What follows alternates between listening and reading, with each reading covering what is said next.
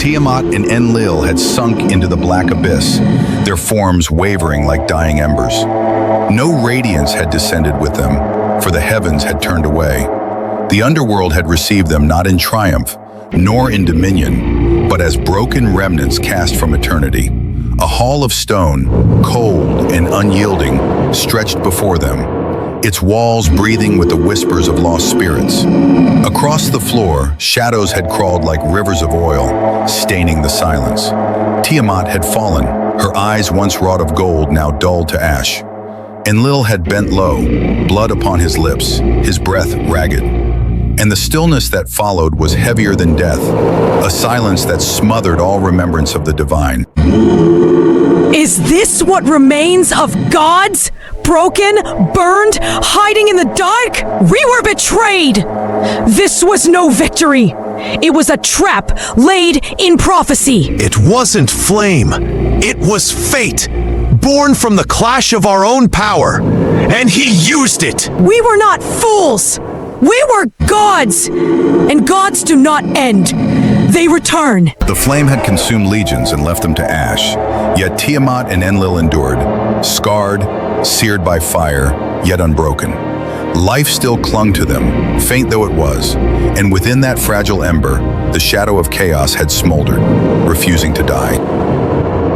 What now? We recover! We rebuild! And next time, we burn him! The divine realm had endured the storm, yet its salvation was hollow, for peace had been but a fleeting veil.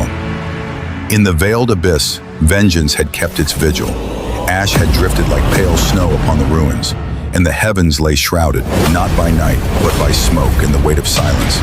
The spires once radiant had stood charred and skeletal, monuments to ruin. A dread stillness had bound itself to the shattered halls of heaven.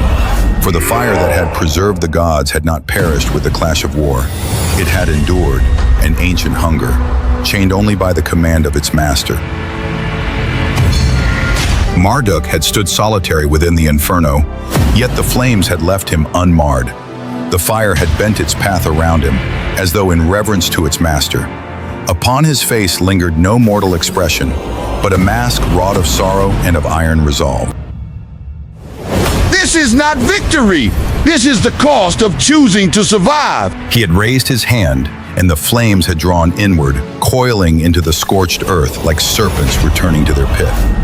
That fire had known no law, heeded no deity.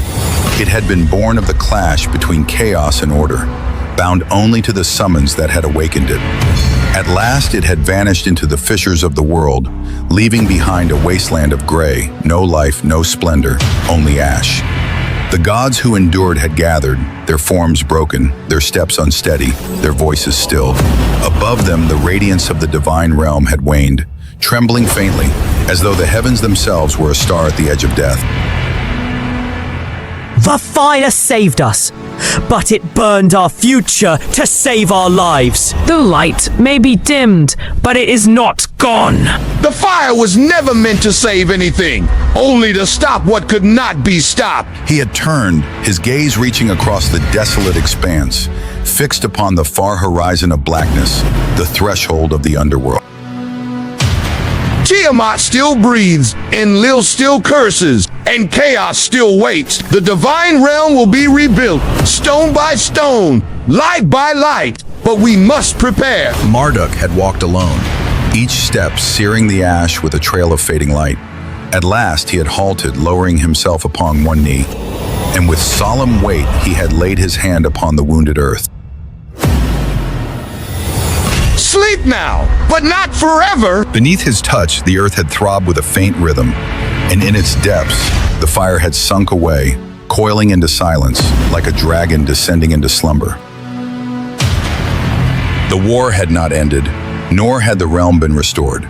Yet from the ashes of the fire, something new had arisen, a silence heavy with the memory of pain, a light tempered by the knowledge of loss, and a flame that had sworn to rise once more.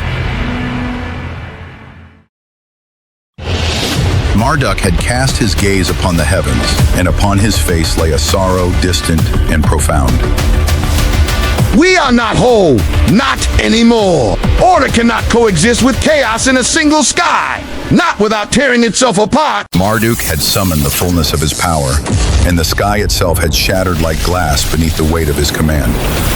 From the breach had poured torrents unbound, light, time, space, the very marrow of divinity itself. And thus the supreme God had wrought what no being before him had dared.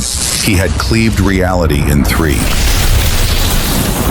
A divine kingdom had been formed and set apart from the sundered realms, a city wrought of radiant gold and living flame, gleaming with the fire of eternity.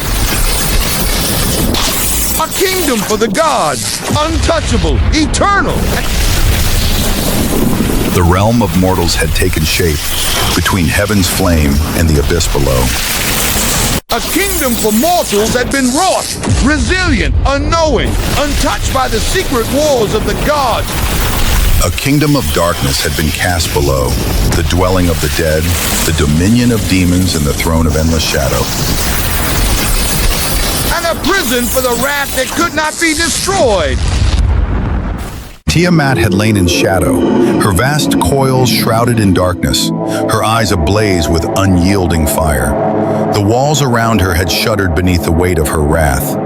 Enlil had lingered in the gloom, scarred and voiceless, a fading remnant of battle. Yet no prison was flawless, and fury had always known how to seep through stone. She had twisted in torment, her breath spilling forth like molten flame.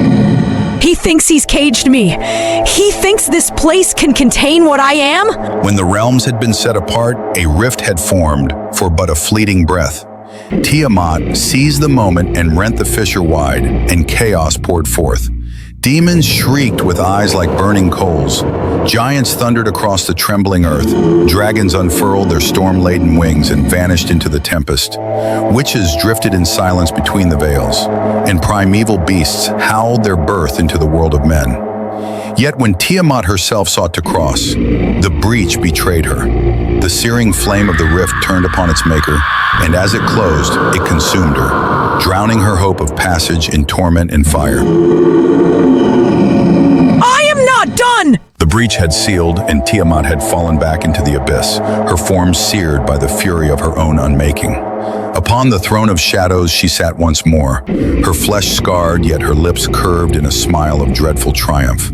Her gaze, aflame with hidden malice, cast its dominion over the legions that still knelt before her in reverence. Behind her, Enlil lingered in silence, his presence a storm unspoken, his watch unbroken. Let them think they've won. Let them worship peace. We've planted the seeds, and one day we will bloom. I have no throne in the stars, but I will have their screams. Thus were the realms brought forth, the radiant heaven of Marduk, the abyssal hell of Tiamat, and between their thrones of fire and light, the mortal earth was cast to endure the weight of both. Knowing that peace was but a fleeting shadow, Marduk turned his will toward a new creation, one wrought from balance, tempered in fire, and sealed in ice. He conceived a being unlike God and unlike mortal, singular in essence, destined to rise as humanity's shield against the dominion of rival powers. It would walk as the living covenant of cosmic balance. At his command, his hand rose, and from the frozen crown of Kailash in ancient Tibet, the eternal ice stirred and ascended, answering the call of its master. The fire was too wild, the cold too still. Together, they will become something new. Marduk summoned the dark flame blaze. The inferno roared as it clashed with the glacial heart of Kailash. The chamber blazed with a furious light, as though the heavens themselves had been torn open. From the searing fusion arose a form, Ira. Towering, radiant, and wrought in perfect balance. His eyes burned like living embers, and his flesh gleamed with the sheen of tempered steel. You are Ira, my son, my sword, the fire and the frost bound. Ira opened his eyes and loosed a roar that shook the vaults of creation. From the primeval essence that had once birthed him, the black iron horse was wrought. Its hooves struck with fire, its mane gleamed with the darkness of stone, and from its nostrils poured both frost and flame. It stood as the destined companion of its master, unyielding, wrathful, and bound in loyalty to none but Ira. Marduk had forged the Blaze Frost celestial sword, binding within its heart the fury of flame and the silence of ice. The weapon lay in slumber, murmuring with sealed might. Yet when Ira's hand closed upon the hilt, the blade awakened, blazing forth in a chill and radiant brilliance that cleaved both shadow and silence alike. This sword is your balance. Its fire will sleep until you are ready to wield it. There is no peace without protectors, no justice without strength. And no strength without restraint. Ira had mounted the black iron horse, and together they had ridden into the vast expanse of the cosmos. Across his back lay the sword, and in their passing a trail of frost coiled and lingered. The fire slumbered, the cold gave counsel, and the protector rode on. From war were heaven and hell once begotten, yet balance rode in solitude, bearing no master but itself,